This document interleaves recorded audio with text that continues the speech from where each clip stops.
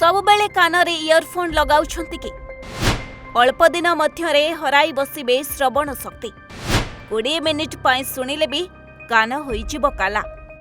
दर्शक बंधु अधिकांश लोके कानरे इयरफोन लगाई कथा हेबा किंबा गीत शुणिबा अभ्यास रखिथांती।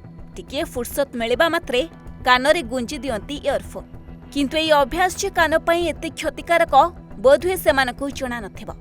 दीर्घ समय धरी इयरफोन व्यवहार करिबा द्वारा कान उपरे खराब प्रभाव पड़िथाय। इयरफोन शुणिबार क्षमता को कमाई दे पारे। खास करी जदि आपण एहाको अधिक समय एवं हाई वॉल्यूम रे व्यवहार करूछंती तेबे आपण खूब शीघ्र श्रवण शक्ति हराई पारंती। आपण जेते अधिक साउंड बढ़ाई इयरफोन दे शुणिबे आपणक शुणिबार क्षमता कम हेबार संभावना सेते बढ़ी जिवो। जदि आपण गत 8 रु 10 वर्ष धरी इयरफोन व्यवहार करूछंती तेबे वर्तमान ठारू आपण सावधान होई जिबा उचित। एमिति होई पारे कि आपणकर शुणिबार क्षमता पूर्व अपेक्षा कम होई जायछि एवं आपण ए विषय रे जानि भी नाहंती।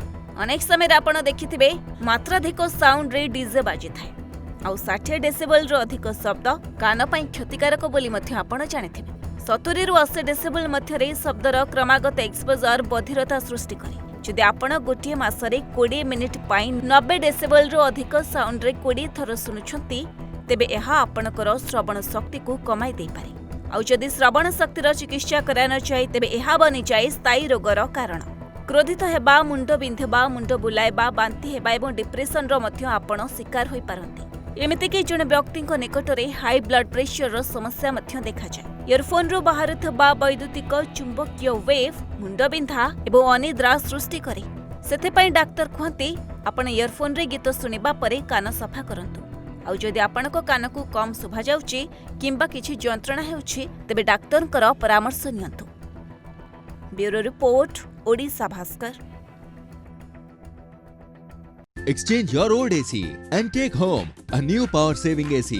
Save up to ₹10,000. Patro Electronics, Odisha's largest AC seller.